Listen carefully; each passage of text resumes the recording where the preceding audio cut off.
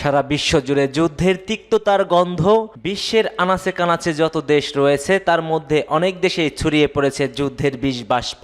এই মুহূর্তে আমাদের হাতে এসেছে কিছু ভয়ঙ্কর আন্তর্জাতিক সংবাদ। জানিয়ে দিচ্ছি এই সংবাদগুলোর শিরোনাম। এবার ট্রাম্পকে কড়া হুঁশিয়ারি দিয়েছে ইরানের শীর্ষ সামরিক কর্মকর্তারা।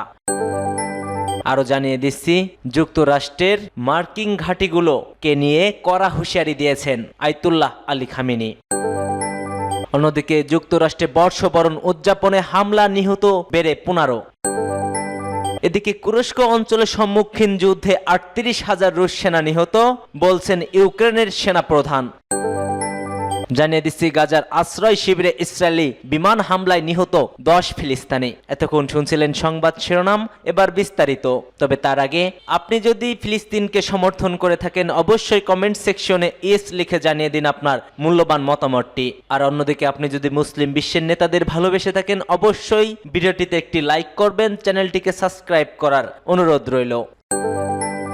এবার ট্রাম্পকে কড়া হুঁশিয়ারি দিয়েছে ইরানের শীর্ষ সামরিক কর্মকর্তারা। যুক্তরাষ্ট্রের নবনির্বাচিত প্রেসিডেন্ট ডোনাল্ড ট্রাম্পকে কড়া হুঁশিয়ারি বার্তা দিয়েছেন ইরানের শীর্ষ সামরিক কর্মকর্তারা। ইরানের ইসলামিক রেভলিউশনারি গার্ড কোরের সাবেক প্রধান কাসেম সুলাইমানির ৫ম মৃত্যুবার্ষিকীর প্রেক্ষাপটে তারা এমন হুমকি দিলেন। খবর ইরান ইন্টারন্যাশনালের। ২০২০ সালে ৩ জানুয়ারি ইরাকের বাগদাদ বিমানবন্দরে মার্কিন ড্রোন হামলায় নিহত হন কাসেম সুলাইমানি। এই হামলার জন্য তৎকালীন প্রেসিডেন্ট ট্রাম্প নির্দেশ দেন বলে প্রতিবেদনে বলা হয়েছে। কুদস ফোর্সের ডেপুটি কোঅর্ডিনেটের ব্রিগেডিয়ার জেনারেল ইরাস মাজেদি এবং অভিযানের ফের নিন্দা জানিয়েছেন। তিনি বলছেন ট্রাম্প বিশ্বের সন্ত্রাসীবাদী আন্দোলনের জন্য সবচেয়ে বড় ভূমিকা রেখেছে, তাকে এর মূল্য দিতে হবে। এছাড়া আইআরজিসির ডেপুটি কোঅর্ডিনেটরের ব্রিগেডিয়ার জেনারেল মোহাম্মদ নাকদি মধ্যপ্রাচ্য থেকে মার্কিন বাহিনী সরিয়ে নেওয়ার আহ্বান জানিয়েছেন। ইরানের আরেক ব্রিগেডিয়ার জেনারেল আসগর আরোপুর ট্রাম্পকে দ্রুত জবাবদিহিতার আওতায় আনার আহ্বান জানান। আগামী 20 জানুয়ারি মার্কিন প্রেসিডেন্ট হিসেবে শপথ নিতে যাচ্ছেন ডোনাল্ড ট্রাম্প। তিনি তার প্রথম মেয়াদে ছিলেন ইরানি বিরোধী। এবার দ্বিতীয় মেয়াদে সেই বিরোধিতা কোনো পর্যায়ে যায় তাই এখন দেখার বিষয়।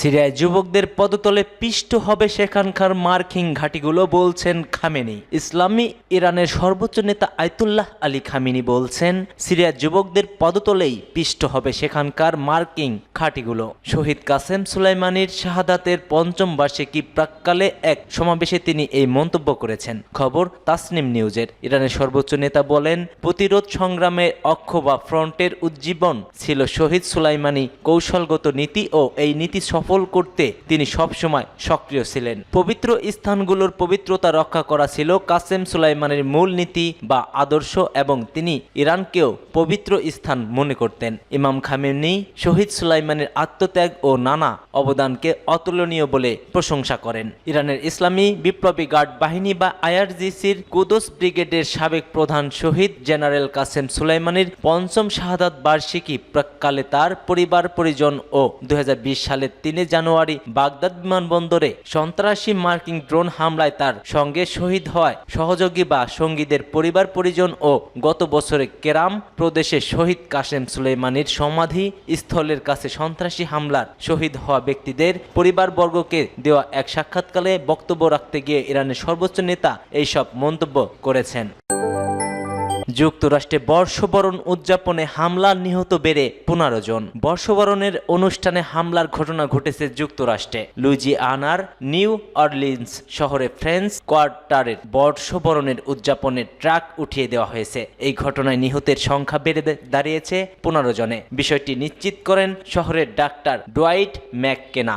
মার্কিন গণমাধ্যম তার এক বিবৃতিতে বরাত দিয়ে এ খবর দিয়েছে। ওই চিকিৎসক আন্তরিক সমবেদনা জানিয়ে বলছেন এখন পর্যন্ত 15 জন নিহত হয়েছে এই ঘটনায়। ময়না তদন্ত শেষ করতে কয়েকদিন সময় লাগবে। নিহতদের নিকটস্থ আত্মীয়দের সাথে কথা বলে তাদের পরিচয় প্রকাশ করা হবে বলে জানান তিনি। ভিড়ের মধ্যে পিক আপ ট্রাক চালিয়ে দেয়া এক ব্যক্তি এই নৃশংসতা করেছে। এতে বেশ কিছু হতাহতের ঘটনাও ঘটে। এরপর গাড়ি চালকও মৃত্যুবরণ করেছে বলে জানিয়েছে স্থানীয় সংবাদ মাধ্যমগুলো, কিন্তু তার মৃত্যুর কারণ জানায়নি কেউ। এই ঘটনার প্রেক্ষিতে পুলিশ ও গোয়েন্দা সংস্থা FBI তদন্ত তদন্ত শুরু করে দিয়েছে। এদিকে লুইজিয়ানার গভর্নর জেফ ল্যান্ডি এক বিবৃতিতে এর নিন্দা জানান, সঙ্গে স্থানীয়দেরকে ওই জায়গাটি এড়িয়ে যাওয়ার আহ্বান জানান তিনি। মার্কিন রাষ্ট্রপতি জো বাইডেন নিউ অরলিন্সের মেয়ের সঙ্গে যোগাযোগ করে প্রয়োজনীয় সহায়তা প্রদানের প্রতিশ্রুতি দিয়েছেন।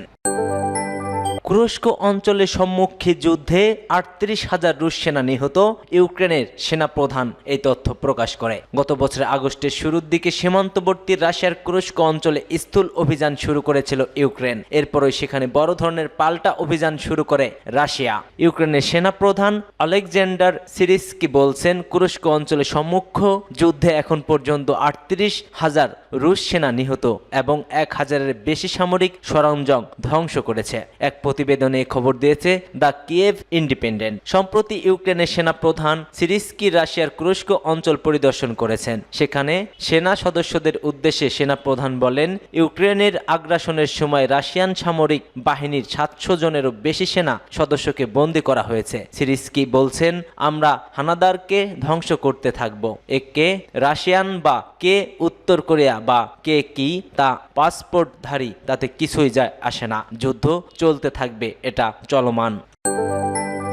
গাজার আশ্রয় শিবিরে ইসরায়েলি বিমান হামলায় নিহত ১০ ফিলিস্তিনি। দক্ষিণ গাজায় তাঁবুতে আশ্রয় নেওয়া বাস্তুচ্যুতদের পরিবারের উপর বিমান হামলা চালিয়েছে ইসরায়েল। চিকিৎসকরা জানিয়েছে, এই হামলায় কমপক্ষে ১০ জন ফিলিস্তিনি নিহত হয়েছে। চিকিৎসকদের মতে পশ্চিম খান ইউনিসের একটি মানবিক এলাকা হিসেবে ঘোষিত আল মাওয়া আসি এক তাঁবুতে নারী ও শিশু সহ ১০ জন নিহত হয়েছে। এক প্রতিবেদনে এ খবর দিয়েছে কাতার ভিত্তিক সংবাদ মাধ্যম আল জাজিরা।